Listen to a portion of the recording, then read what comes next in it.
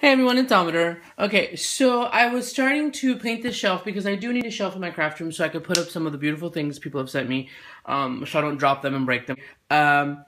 So I have these shelves, and these shelves are just, oh, of course you're not saying anything, are these kind of shelves. They're just the basic wooden shelves that already come pre-made. Once again, my mom found them at a yard sale for like $1. So she brought them. She's like, here, I brought you some shelves. I'm like, okay, sure, why not? They've been sitting in the garage for a while. So I just figured, well, they're the bare wood. You can see this over here. I'm not going to paint this because it's going to be on the back part. If you can see the labels and the stickers, I just try to peel them off. So they're all brand new. So I thought, well, I'll just paint them real quick with some Annie Sloan old white chalk paint, and then distress them a little bit. And I remember that I had mentioned my lazy distressing technique, and so I'll show you, because sometimes I love distressing certain items, but the wood is just this light wood. So when you sand it, when you sand the old white, you really, like if you see here, you can kind of see it, but not as much. So I want kind of a little bit like a darker distressing, like if the item was a darker color from underneath. So I'm gonna go ahead and show you guys how I did that. But first, I'm on the floor right now, and look, there's Fifi. Hi, Fifi. I'm in the floor in the living room right now. So hopefully you guys didn't see the rest of my mess in the living room. And I started to paint this. I only painted the bottom at first, and this morning I'm like, okay, well, I have to paint the rest, so why not?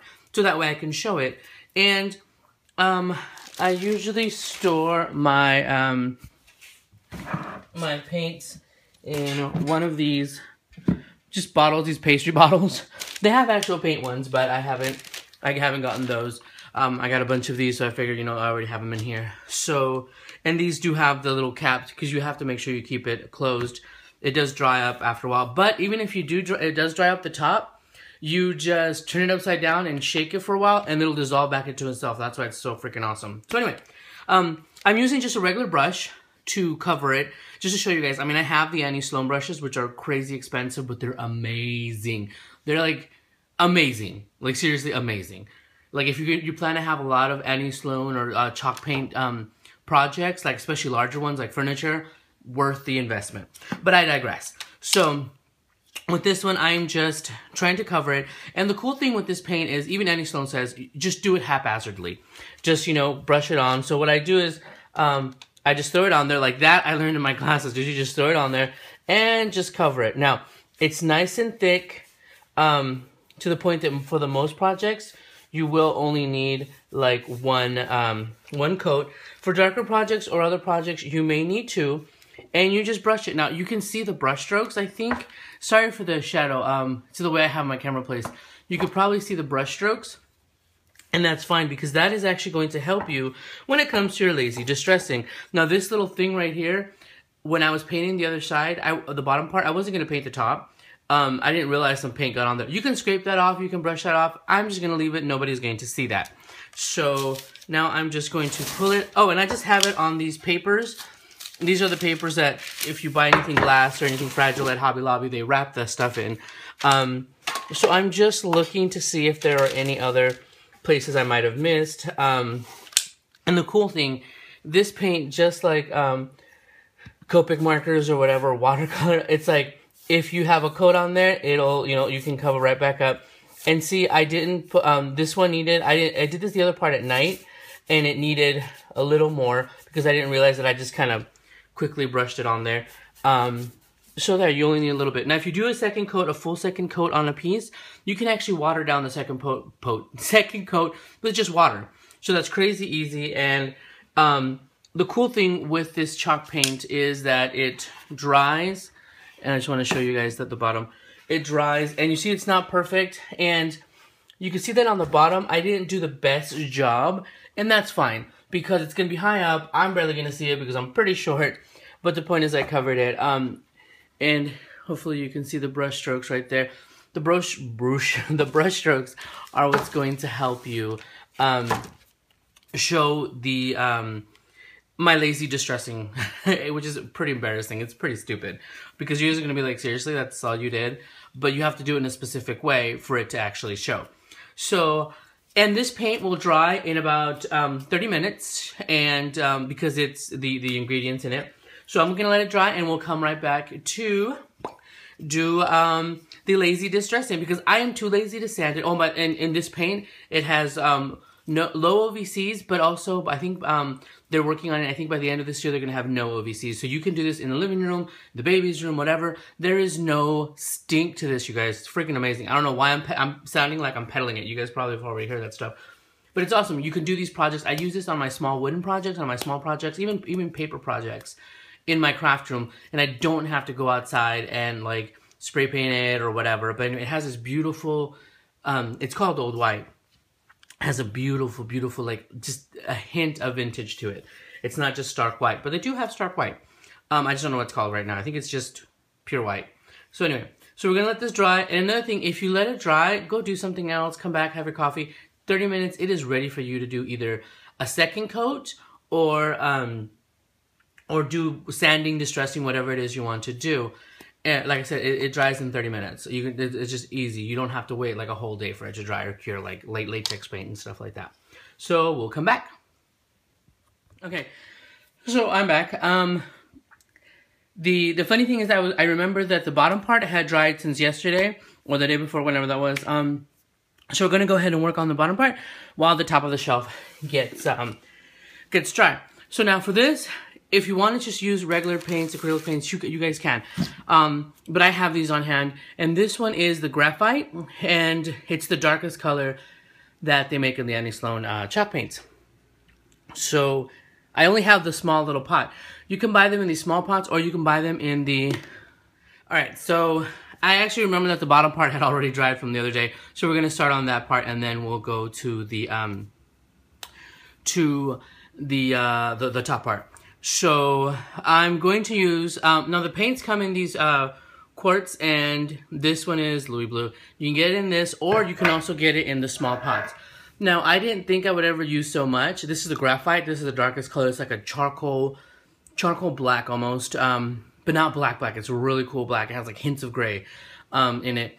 So I only bought this little pot. You can buy it at any of your retailers. You could buy... stockists, excuse me, you could buy the small pots as well, the sample pots. And these, you guys, these will finish a couple of small projects. Like, this stuff goes a long way. So I don't know how long I've had this, and I still have, like, it's less than half a pot, really. It's like a quarter of a pot right now. But I've used it a lot more than I thought I would, because a few other projects that I did decide to sand, I coated them at the bottom, the first layer with graphite, just like a quick dry brush layer. So here is what I'm going to do. Now, let me make sure this is in camera.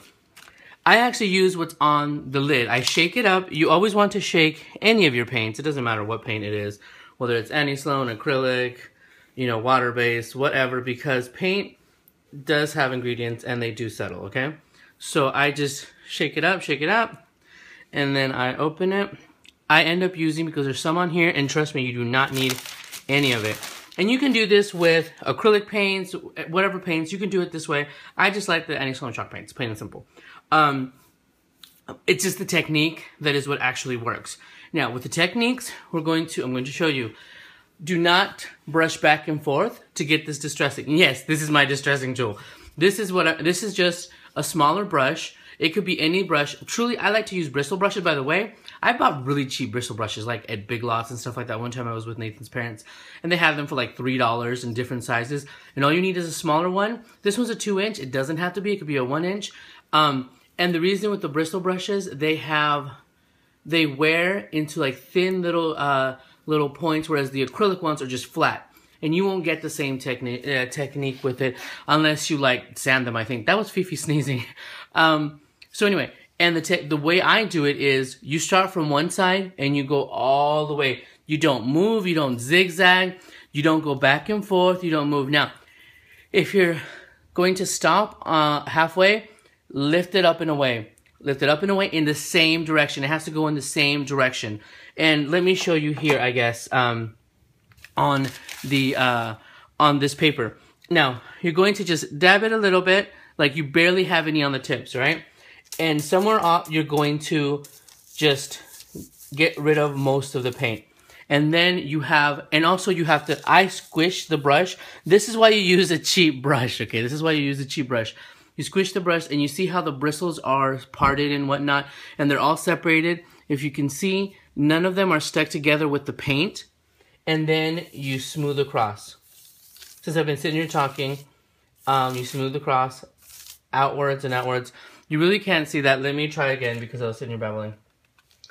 So, and you can squish it in the same place because there'll still be a little paint right there.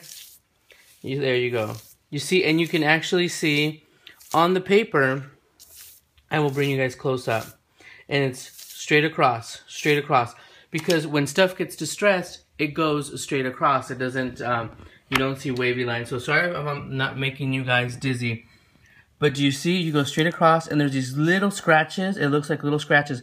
But wherever it is raised, you will see there's more definition.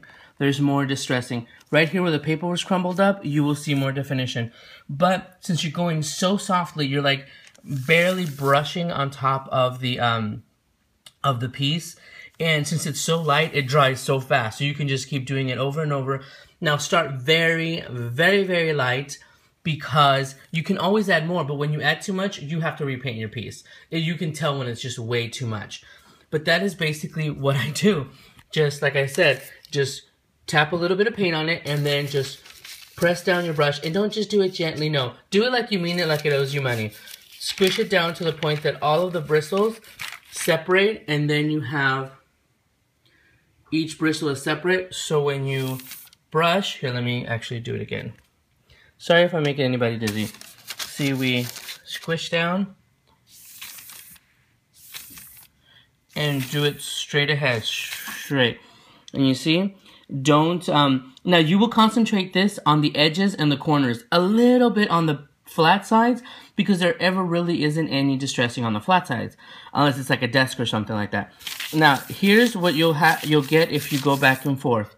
You see how it stops right there? That is obviously not natural distressing.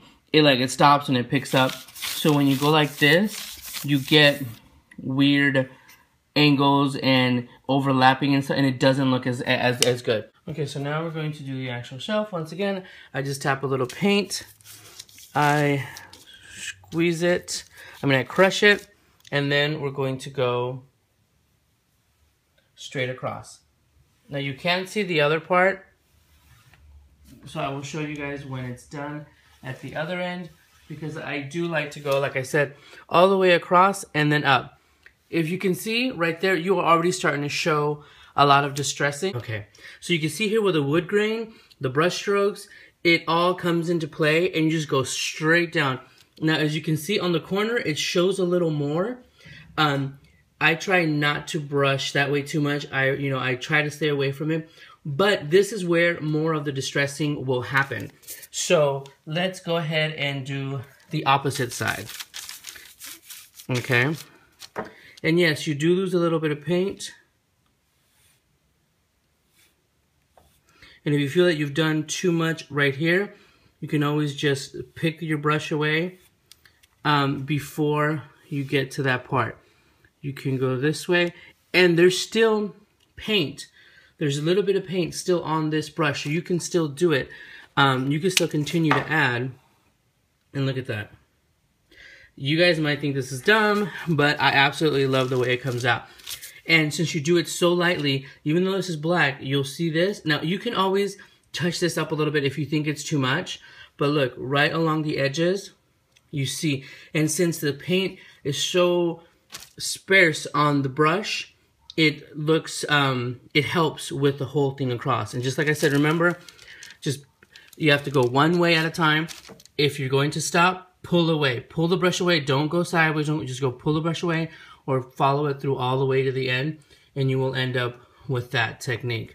Now, remember what I said about the flat surfaces. And once again, I'm still working with the paint that was left on the lid, you guys.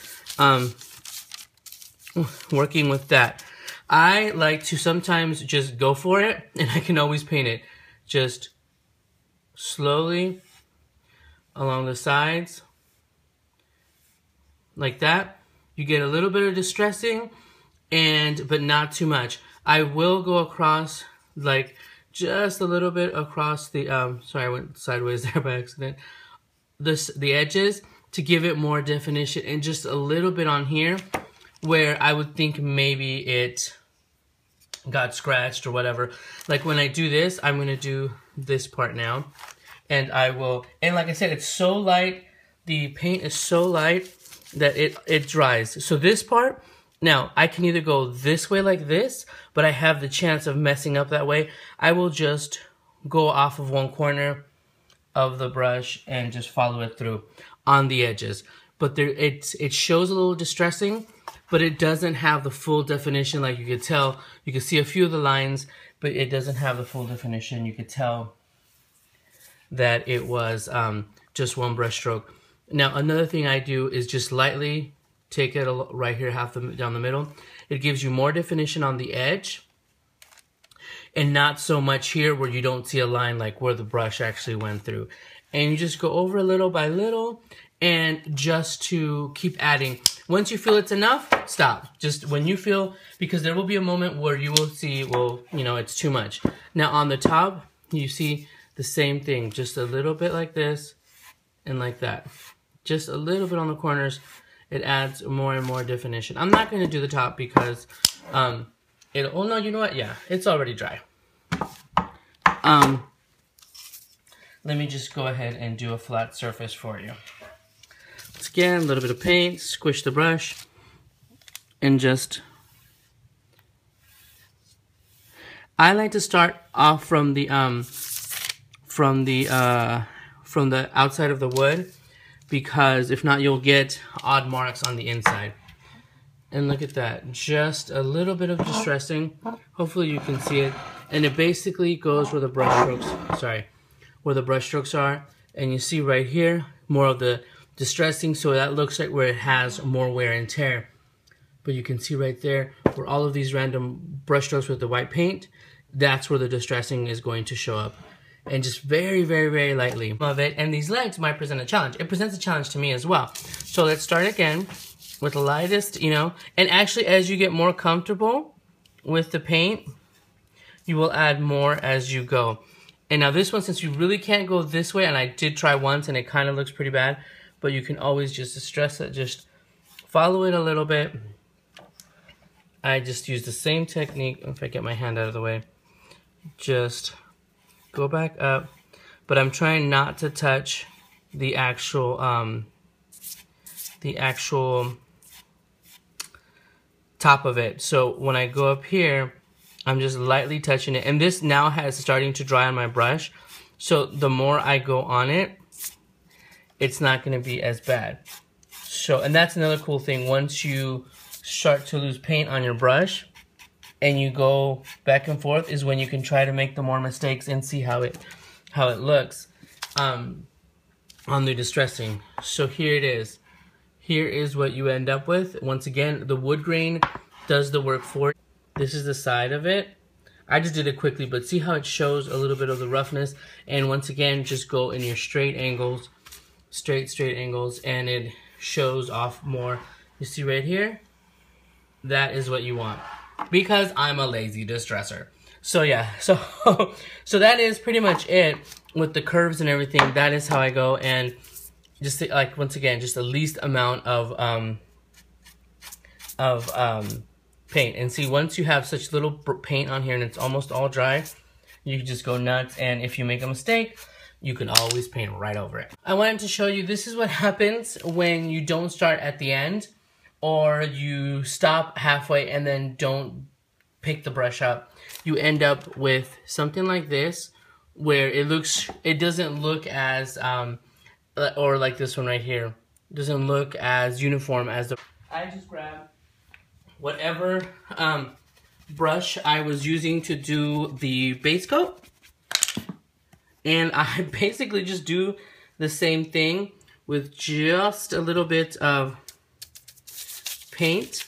I just take a little paint and I just squish it again, and I slowly go over it and then just try to follow the correct technique. I don't want to just start all over on this piece. You can, but if you brush a little bit of the white paint over it, it diminishes it. So I just add a little bit of paint of the white one over it, just brushing it over, and then it's just a matter of, once again, adding. And since this is the base coat, you can pretty much add it. You can just brush it on completely like you would the original coat, but I figure this kind of doesn't take away from all of the other distressing you've done, and it minimizes it to the point that, you see right here, it's almost gone. And these brush strokes that you've added will add when you just distress it again. So see, there's no need to fret, no need to freak out. And actually, I do have to touch up another part. Let me see. Didn't realize that I dropped a little glob of paint right there. So I just will, since this is a wider area, I can just put a little bit of color right there, a little of that one right there, and it'll cover that up. There was another part. Let me show you the other part. Right here where I got a little excessive, and I got a little bit of a boo-boo here, boo-boo there. Truth be told, you don't have to cover it up. You don't have to. I'm a little kooky. But I wanted to show you that we can easily make mistakes, and they can easily be rectified. Since you don't be afraid to put on the paint, like I said, all you have to do is go back over it and just distress it again. But don't cover it like you would an original coat. This helps diminish it. See? It helps diminish it, but it leaves a little bit underneath there, and then all you have to do is just brush it on again with the black paint or the dark paint. You can even use dark brown paint. Annie Sloan doesn't make a brown, but they make a gorgeous burgundy. So, yeah, see, and then since you did it so lightly, it'll dry much faster, and then you can get back on your way. So, yes, so those were my boo-boos. So here is my finished shelf with just light distressing. This one was a little bit much, but it's going to be on top, so I figured, hey, whatever. And you see that big paint strip that I didn't realize the day before? It adds to the distressing. Here is the other side, and it's just lightly. Here is the bottom, just a little bit across the bottom of it, but you will see there's much more on the underlying part that would be by the to the wall, and you can see that right there.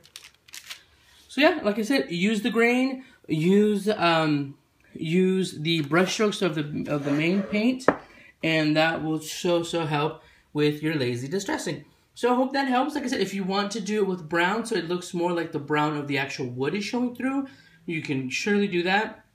Me personally, I like this because it looks more tarnished, and it looks like it's actually scraped and scratched. Here is a like a faux mirrored window frame that I got from Hobby Lobby. Now, it was black, but it was just too dark. So what I did was I painted it with Paris Gray. Now, the wood was so rough right here, which it was perfect for this technique. It was rough. I didn't sand it. That's another thing. Don't sand it, because all those rough edges will work perfectly. So I painted it in Paris Gray, and then with the same way with the brush, I just follow it along back, one way, whatever, but as long as you don't stop halfway, and you can see all of the distressing, and it's actually no distressing. Sorry to disappoint you guys. It's just the grain of the wood and how it takes, let me show you this side, and how it takes the paint. Now this one I wanted to have so much distressing because I felt that went with the mirror where it says Café de Paris, de Paris. And it had to look as old and distressed, not just light distressed like that, but as rough as the actual glass inside. And it's a mirrored glass thing that they did. And I did the whole thing, all the edges. And I feel like this one has more distressing, but it's what goes with the inside piece. So hope that helps you guys. Like I said, the key is to have the least amount of paint on your brush as you brush it on. and just lightly, with the lightest touch. Yeah, so I will talk to you guys soon. Bye, everyone.